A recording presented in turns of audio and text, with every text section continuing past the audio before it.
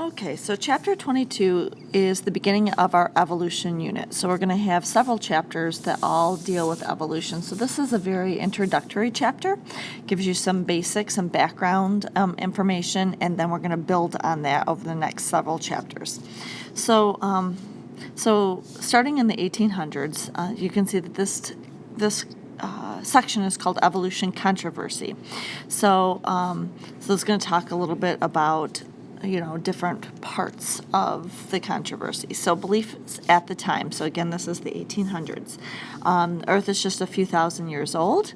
It's populated by forms of life that have been here unchanged since the beginning, meaning the beginning of when the Earth was formed. Many scientists engaged in study, and these are the scientists. So when we say many scientists here, these are the 1, 2, 3, and then we're going to focus on Charles Darwin a lot in these next few chapters.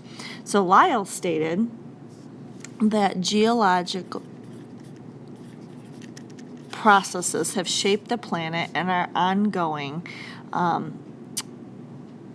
So the idea is the present is the key to the past. So when we're talking about geologic processes, what could we be talking about? So we could be talking about plate tectonics and earthquakes and the plates moving, and so on. And so those would be an example of geologic processes. So the planet has changed over time due to these processes, and therefore has shaped and has had an influence on living things on the Earth.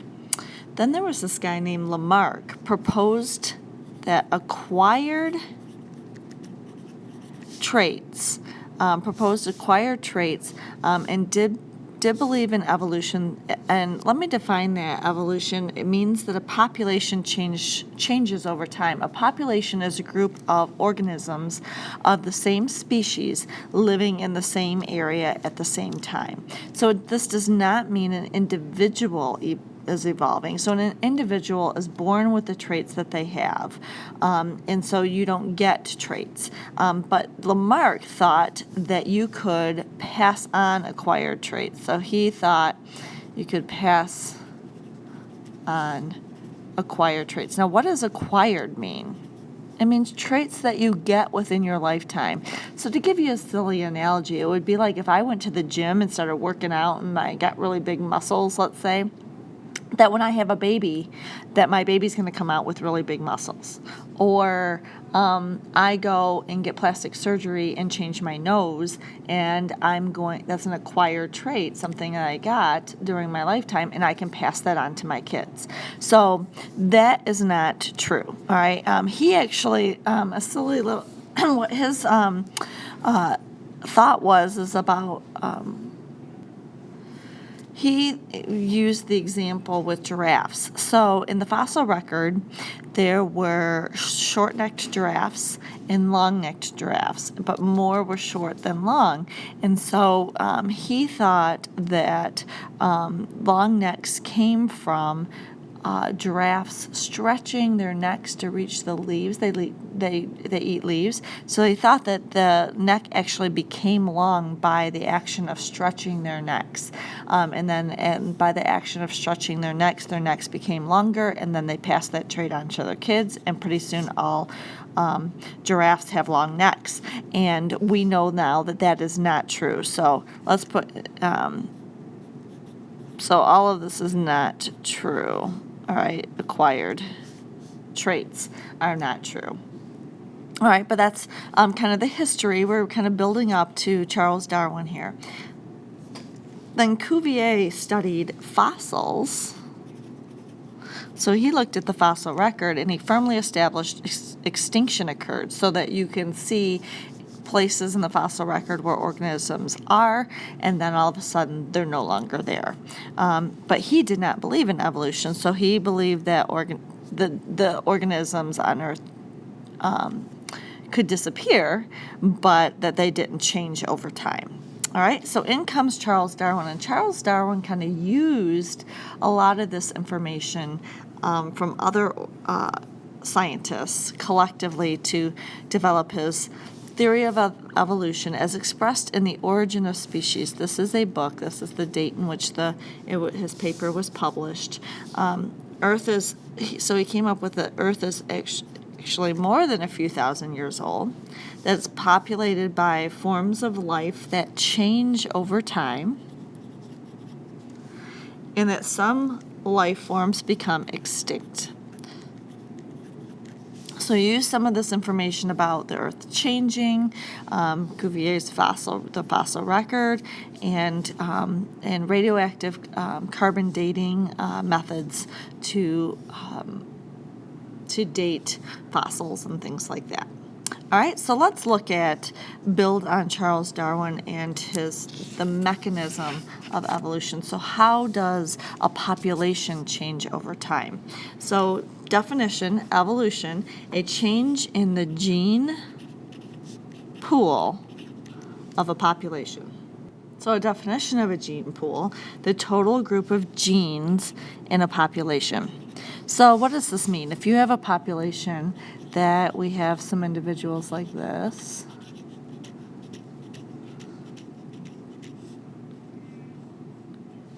alrighty, so we have 6 individuals, and these are their different genotypes. Now, in real life, we wouldn't know exactly what their genotypes were, except the recessive ones. But so you can see here, if this is the total population, this is their gene pool, is all the genes in the population. So if we have 1, 2, 3, 4, 5, 6 individuals, we can see that 4 of those, the genes in those 6 individuals are big R's. So you have a total of 12 different genes, 2 for each person, right, for this trait, whatever trait this is, and only 4 of those are a big R. Now, evolution says a change in the gene pool of a population. So here's your population. So you have 4 out of those 12 alleles for that particular trait showing the dominant. That means you have the rest of them, 8, 2, 4, 6, 7, 8 out of the 12 showing the recessive. So a change in the gene pool would be like, for instance, the big R's maybe help with survival. And so then maybe the little R's die out because they don't have whatever the trait this is, might not help with their survival. So over time, what happens is that the frequency of your big R's would change because they're helpful for the individuals in the environment. So you still have put your 6 individuals, but now your frequency of your big R's, 1, 2, 3, 4, 5, 6, out of your 12. And so it increases in frequency because it's helpful. And that's what we call a change in the gene pool of a population. So the gene pool has changed, and it usually changes in response to something. So this change is called natural selection. Example, some principles of natural selection. Within any population, there is genetic diversity. So not everybody is the same, and that's helpful for the survival of the population. So that's a good thing. So you have some individuals have the dominant trait, some individuals have the recessive trait, so there's diversity, and this is supposed to show some diversity within some insects. All right, so this one's black, and these are an orangish color. All populations live in an environment in which they compete for resources. So not everybody has an equal chance of survival because a population eventually will reach where they're so dense that not everybody can survive, and so therefore the ones that have the traits that help them to survive in that particular environment will survive and reproduce, or the best competitors for their resources will be able to survive and reproduce and pass those traits on to the next generation. And this is, I just wanted to show you here real quickly, the picture, the colored picture. So you can see here the variation on that picture with that. So and even in the human population, and even in insects, where, as I just showed you, they look all alike, there are some genetic variations. All right, so let's turn the page. So the third premise of of natural selection, in their environment, some individuals have a better ability to survive and reproduce. So that's what I just talked about, than other individuals. So they don't have, because they don't have the same traits, they don't have equal survival rates. Number 4, those individuals that survive and reproduce pass on more successful traits, because it's successful because they're the ones that are able to survive and reproduce, and they're passing those on to the next generation. The less successful individuals do not pass on their traits because they don't survive, and if you can't survive, you're not going to reproduce and pass those traits on to the next generation. So the environment selects for the most what we call fit organisms. Fitness is the survival of the fittest. I'm sure you probably have heard of that before. Fit organisms mean that they have the traits that help them to survive and reproduce. And this whole concept is called natural selection.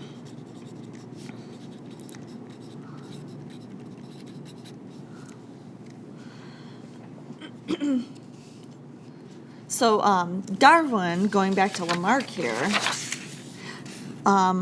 Darwin would explain the giraffes that some giraffes have short necks, some giraffes had long necks, and that the short ones didn't stretch their necks and become long-necked giraffes. What would happen is that the long-necked ones were able to reach the food, so they were better competitors to get the resources, which is the food, so they're the ones that survived. Those long-necked giraffes had babies, and then those babies had long-necked, and eventually the short-necked giraffes died out, and over time the gene pool changes so that more and more of the giraffes, let's say in this case here the big R would be that the gene for the long-necked, and so therefore the gene pool changes so that more and more giraffes had long necks because it was a beneficial trait for survival in their environment.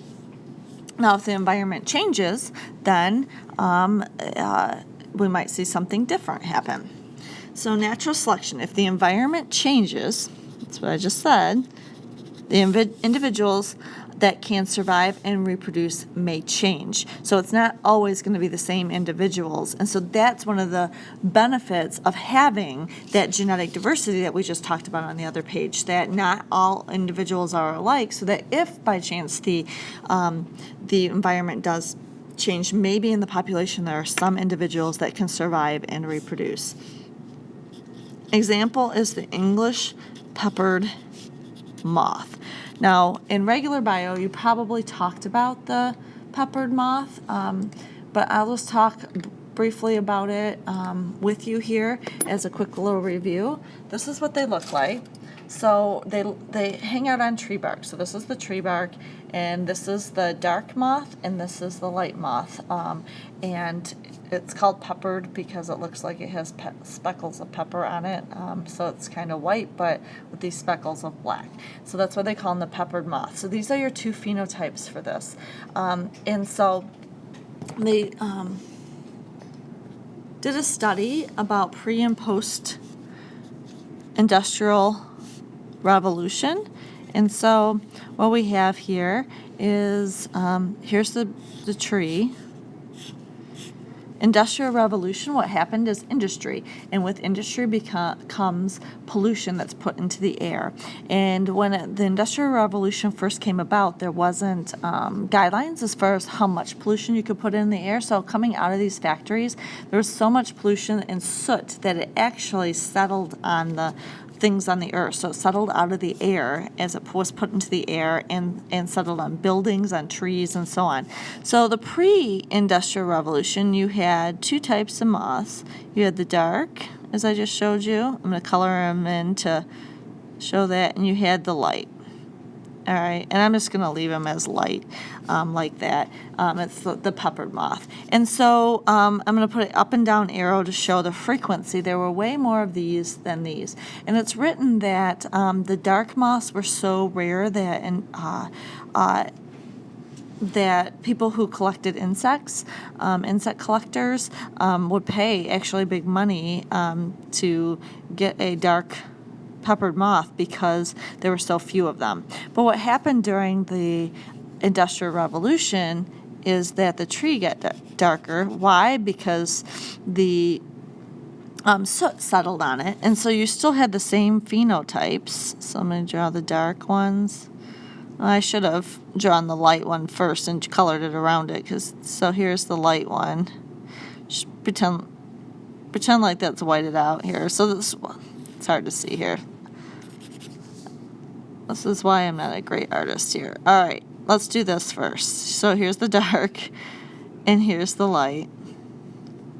All right, and then the tree was darker. So now, why does that make a difference? All right, so I'm going to draw X's through these. Why does that make a difference? Well, the predator that eats these moths are a bird. And so the bird, when the pre-industrial revolution, you could see in the picture here that the dark ones, in this picture, are more camouflaged than the white ones. Well, that's a picture of the post. And so, because the tree is rather dark. So what happened in the pre-industrial revolution is the tree wasn't dark, and so therefore the dark moths stood out more and they were eaten more, which is why there was so little of them. Then it flipped over here, so now the dark moths, since their environment changed, and as they're hanging out on the trees, they blended in more, were more camouflaged. Then the birds started eating the light moths more, and so the light moths started to go down, and the dark moths started to go up. And that's an example of a change in the environment and causing a frequency and a change in the gene pool, because now there would be more dark moth genes than light moths. All right, the same idea is with antibiotics and resistant bacteria. Same idea. All right, so let's look at this frequencies and look at some examples here. So this shows you the original population. So you have these mice, and what we're looking at here is the fur color. So this is light to dark fur color. And this right here, as we go up in this way, is the frequency of that particular phenotype. So that's what the graph is showing you here. So you can see that in this graph here, you have a bell-shaped curve that your highest point here is kind of in the middle. So it's not light but dark, kind of in the middle shade. And then as you go to each extreme, it goes down. So extreme dark or extreme light. So if you remember from genetics, like we often, with polygenic traits, we often see this. So like human skin color or hair color, the majority in the center, and as you go to extreme or human height, extreme tall versus extreme low, it goes down. All right, so this is the original population. So now if the environment changes, the frequency of the phenotypes can change in response to the environment depending upon what organisms are helped. And so if we look at this picture, and again, it didn't copy very well. It has this blank in between here, but this is supposed to be an arrow like that. All right, and the solid line is the new the change in the phenotype due to the environment. So there's some kind of change in the environment. The dotted line is the original. All right, so originally there was a higher concentration that were in the middle. Now it should shift to the dark. So what does that mean?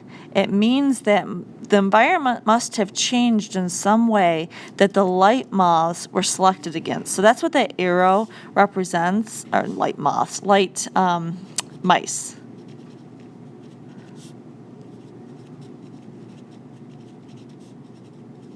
So the environment changed in some way to make the dark mice more fit for the environment or able to survive. All right. So this right here is called directional selection, where you go from the original, and you go in one direction or the other. It doesn't have to be towards the dark. It could also go towards the light, but it's going in one direction. So the population is shifting to one extreme or the other. If we look at the second one, so this right here is supposed to dot, dot, dot. All right, and this is the arrow here. So what's going on here? Those in the middle are selected against. So the average or in-between ones are selected against, and the extremes, either the light or the dark, are selected for. This is called disruptive selection. And then if we look at here, this is supposed to be two arrows like this. Now who's selected against? The extremes are selected against. The two extremes are selected against, which means then who's selected for? The in-between phenotypes. All right, and so that is called stabilizing selection. These are all examples of natural selection, the environment changing and the gene pool changing in response to the environment in one of these manners. All right, and all of these represent natural selection. So the phenotypic variations are not directed by the environment, but occur through random changes in the DNA and through new gene combinations. And so that's how you get phenotypic variations. When it says are not directed by the environment, it means that an organism doesn't go, ooh, it's better now to be dark than light, so we're going to change phenotypes. No, that's not what happens. The genes are already there due to mutations, so random changes in the DNA, and through new gene combinations. When you have kids, you get new gene combinations, so everybody has these different gene combinations and so on, and they're already present in individuals in the population. And so it's just, however the environment changes, you have to have individuals already present in the environment to survive and reproduce, and then that's why that trait, because it gets more plentiful, that's why in this case it shifts to the dark mice. So some phenotypic variations significantly increase or decrease fitness of the organism. So sometimes you have, it can be helpful, like being dark in this changed environment, or it can decrease the fitness, being light in this changed environment. So we call an adaptation. An adaptation is a genetic variation that's favored by selection and is manifested as a trait that provides an advantage to an organism in a particular environment. So it's favored by selection. It's manifested as a trait that provides an advantage in a particular environment. So what is advantageous in one environment will be different than another environment. And an organism does not adapt. An organism already has that trait. We're talking, so like when I often hear students say, oh, they adapted, and so I want to make sure that you understand that that trait had to be there to begin with. They don't develop the trait in response to the environment. All right, they already have the trait, and it just becomes more plentiful because of the environment. All right, and so we as humans impact variation in other species, and it says, as seen in the examples below, but it's on the other page here. And so some of these we've already talked about. So contemporary examples of evolution. Antibiotic-resistant strains of, what do you think this is going to be? Bacteria you should have. All right, and we already talked about overuse of antibiotics and how we've already done this, that if they have that ampicillin-resistant plasmid, and you just have one that's resistant, and you use antibiotics, it kills off all the ones that don't have the plasmid, but then this one divides, and now you have two bacteria with the antibiotic-resistant plasmid, and so on and so forth, and so therefore you increase the antibiotic-resistant bacteria. Same thing with herbicide-resistant varieties of plants.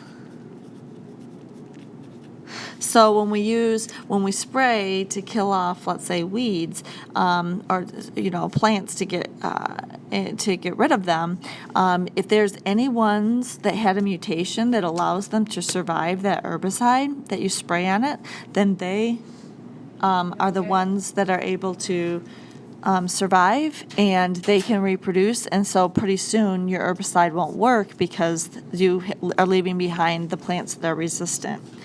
And then also the same idea with pesticides. Pesticides are chemicals that kill off pests like insects, and so when you spray that on the insects, if you, again, let's say that there are 2 insects right here by the dark, and all the other ones are not resistant, you spray the pesticide, it kills off most of the insects, but it leaves behind the ones that have this random mutation that just allows them to be resistant. So it either breaks down the chemical or and so on. And so then these guys reproduce, and then pretty soon you have more and more of the bugs, the insects, resistant to pesticides. And this happened to the pesticide called DDT.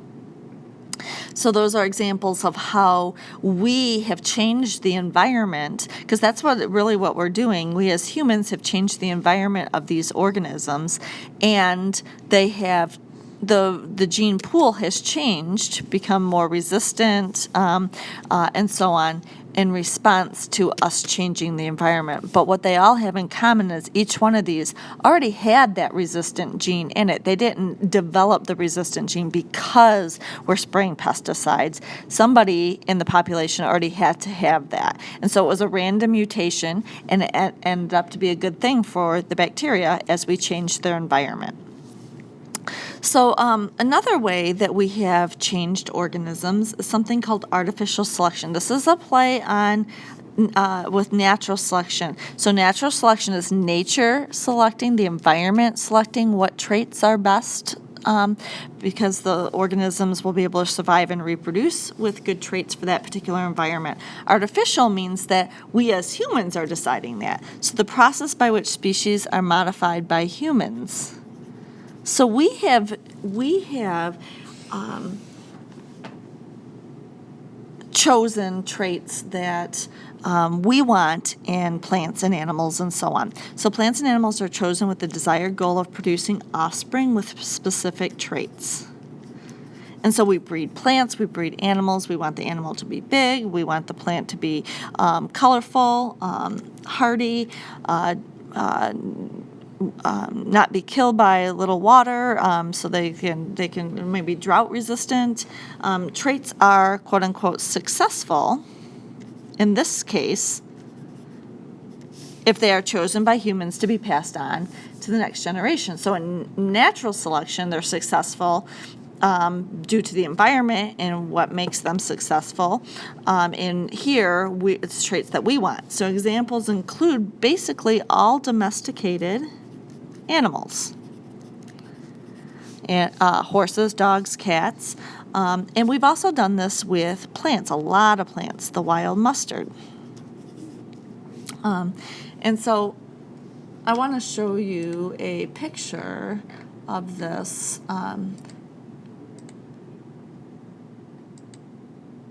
Let's see here. So here's a colorful picture, and let me just explain this to you. So in the middle, this is your wild mustard seed plant, and what we have done is taken this plant and we have selectively bred them. So we took one wild mustard with certain traits that we liked and bred it with another wild mustard with other traits that we like, and we bred them and trying to get those traits, all the traits that we like, in one plant. And so over many generations of breeding for specific traits, we have actually created all of these other plants from selectively breeding the wild mustard plant. So now we have broccoli, cauliflower, cabbage, Brussels sprouts, kale, and kohlrabi. All of these are from humans selectively breeding and taking certain traits in the wild mustard plant and keep on breeding and breeding, taking the pollen and fertilizing the eggs on the flower, and so on and so forth. And we get all of these, which is pretty amazing. They're actually their own species now. Like, for instance, so this is a different species than this, and so on. And so we've created new species from a current species by selectively breeding. All right, and that's an example of artificial selection. And this was a big deal also helping Darwin, because this has been going on for many, many years. That also helped Darwin develop that idea of natural selection, because he said that what if we can do that, if we can create all these new species from one species by selectively breeding certain traits, why can't that happen in nature where the environment is selecting for certain traits, and over time the population changes over time? And so this is real key to that concept. So let's talk about speciation. Over long periods of time, natural selection can give rise to new species. Adaptive radiation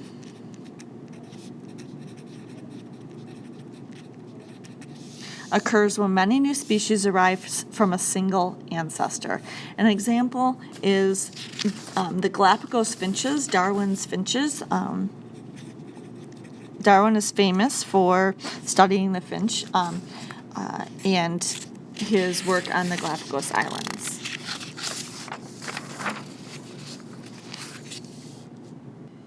So let me just talk about the Galapagos Islands for a second here. They are this is South America. They're off the coast, a collection of islands off the coast of South America. All right, and so he also, some background, if you recall, Charles Darwin went on a voyage on the HMS Beagle, and he was the naturalist aboard, and he stopped at various spots, and his work was to get off the boat at the various stops and record all the information about the natural environment, so animals and plants and things like that he saw in the areas that they stopped. So he had a whole bunch of data and observations from organisms on the Galapagos Islands, one being the finch. And so what he noticed is that the finches on the coast of South America and the finches on the Galapagos Islands were different. And then also that these guys, each finch on different islands were slightly different and had different characteristics. They had different behavior and different beak sizes. And so now a little background also about the Galapagos Islands is that they used to not be around. They are volcanic islands, which means that underwater volcanoes erupted and the lava hardened and an island was formed. So these at one time had nothing living on them. And then currently today, there are organisms and so many different species that live nowhere else in the world but on the Galapagos Islands. They don't even live the same species on the nearest coast, South America. So Darwin noticed all of this and took all of this information and about all these different species and developed his theory about why that is. And so, as you may remember from biology, is that that the birds, the finches, migrated to the islands from South America. And then what he found upon studying the different sized beaks, some had short, skinny little beaks, some had thicker beaks, some had really thick beaks, and he found that that the different islands had different characteristics. There were different food sources and so on. And so on this one island had different food source than this island and so on. And he found that the size of the beaks and the shapes of the beaks corresponded to what food source they had. So here you have the cactus eater, all right, a long beak to get in between the thorns and to get the fleshy parts of the cactus. You have, and sharp to be able to get the tear it away. You have the seed eater. Seeds have a hard seed coat, so it's a larger beak that has enough force to crack open the seeds to get the food inside of that hard seed coat. And then you have the insect eater that has this more delicate beak that is pointy, very skinny and pointy, so that what it can do is pick up the insects. So imagine, like if we're trying to pick up something really, really small, oftentimes we'll grab tweezers, and so it's because it's easier. And it's the same thing with this beak here.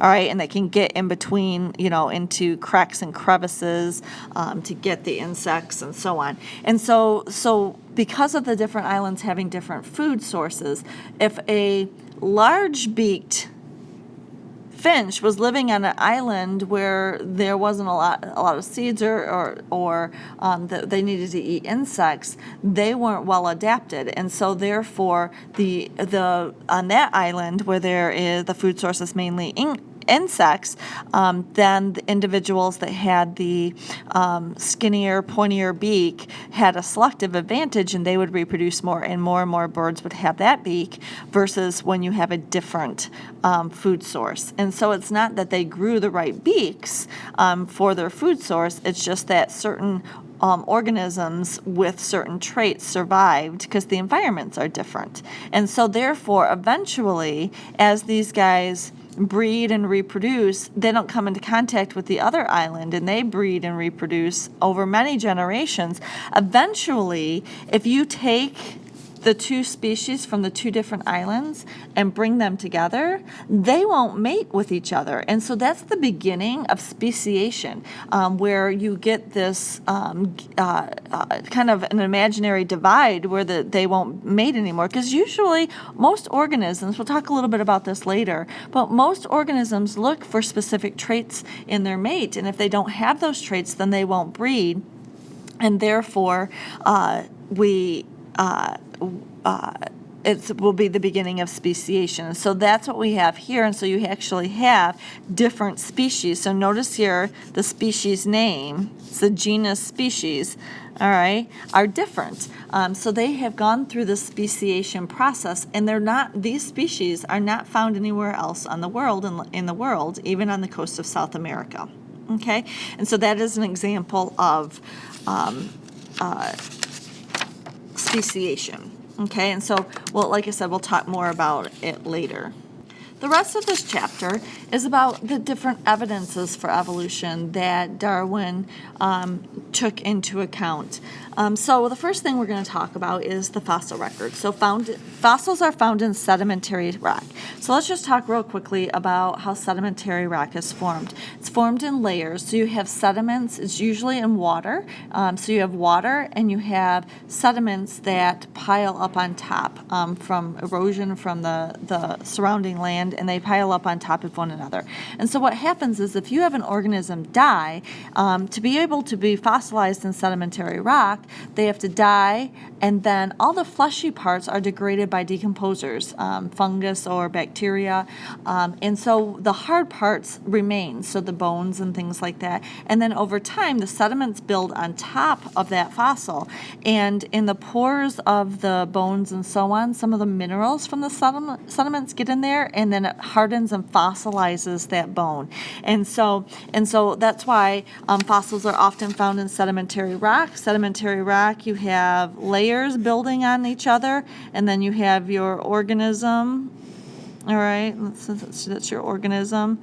All right, and then layers on top of it, and so on. And so sedimentary rock, the closest to the land, this would be the newest layer on the top, where the person is standing here, and this would be the oldest.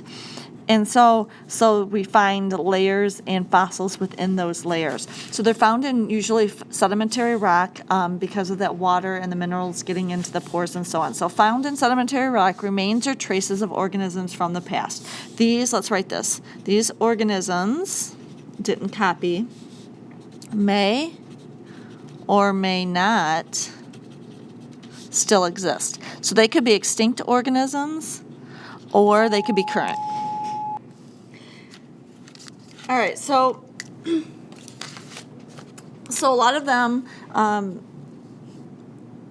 go extinct. And so the study of fossils is called paleontology. And so people study this. We are able to date them. They dig them up, and so on. The dragonfly fossil from Brazil, more than 100 million years old. And let me show you that picture here. So this is the dragonfly fossil. All right. So fossils can have many different ways that are. Organisms can have many different forms of fossilization. So let me talk about this. So you're familiar with digging out dinosaur bones, and so would be in sedimentary rock. This is frozen, so a mammoth tusk frozen within the ice. Insects can be trapped in amber, made popular by Jurassic Park. You could have petrified, this is petrified wood from the petrified forest in Arizona. You can have kind of imprints, so this is an imprint in a leaf fossil, this it can be tracks and another imprint there with the dinosaur tracks. So lots of different types of fossils and the way things can be fossilized. And then once a fossil is formed and found, they can be dated by a variety of methods that provide evidence for evolution. We don't need to know the logistics of the dating process.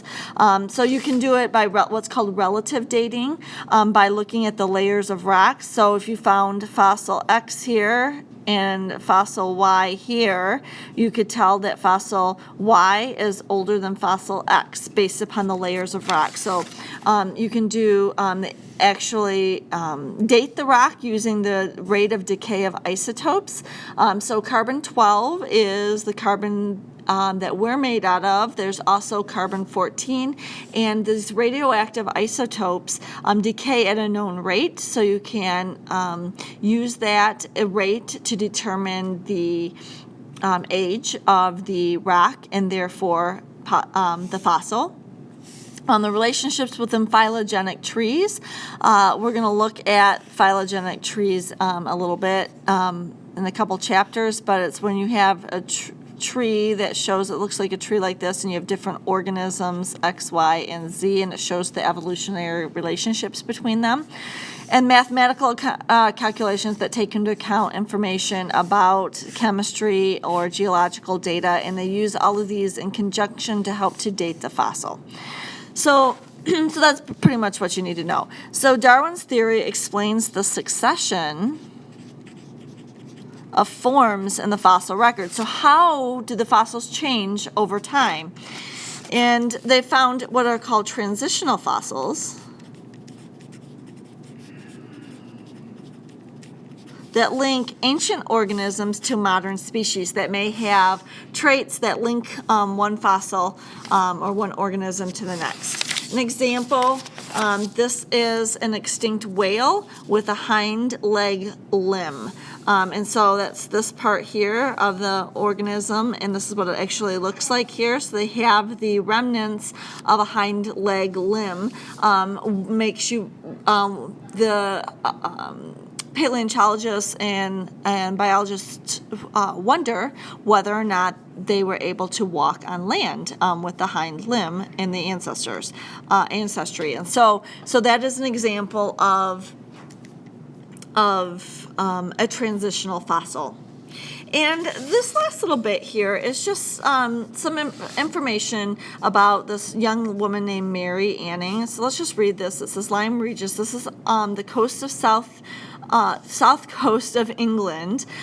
For centuries as a fishing village. The cliffs by this area expose a layer of Jurassic limestone. A lot of fossils are found in limestone. This is from the Jurassic period, rich with fossils, which has attracted lots of fossil enthusiasts to come and look for fossils. And this young lady named Mary Anning, she actually in 1812, at just a very young age, imagine at 12 years old, she discovered the first complete specimen of an ichthyosaur, which is a marine reptile that was dated back to 20,000 years ago. And so she she was famous for discovering this fossil, and so as you can imagine, other people have flocked to the area in hopes to get their claim to fame, and this is what the fossil looks like. All right, and so she discovered a few, the complete pliosaur and first British pterodactyl, and so that's her claim to fame. So my point is that anybody can find fossils and they can show up anywhere, and can add to what we know about organisms. And so finding additional fossils, remember that we're trying to piece together the past, and so finding fossils gives us more information, and so maybe it may change our thinking about organisms and their past based upon new things that we find. And this is where I'd like to end. We're going to look at the second one, at homologous structures, later.